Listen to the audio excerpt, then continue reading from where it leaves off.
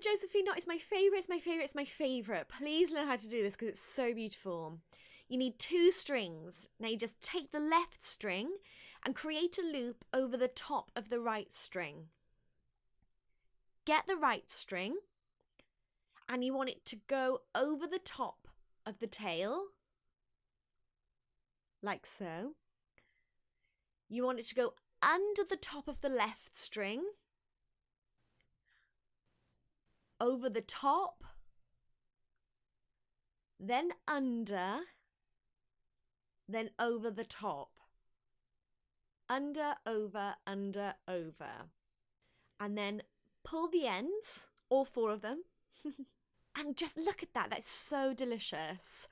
That knot will make any macrame piece stand out and give it the wow factor. Thanks for watching. Don't forget to like the video and subscribe for more craft tutorials.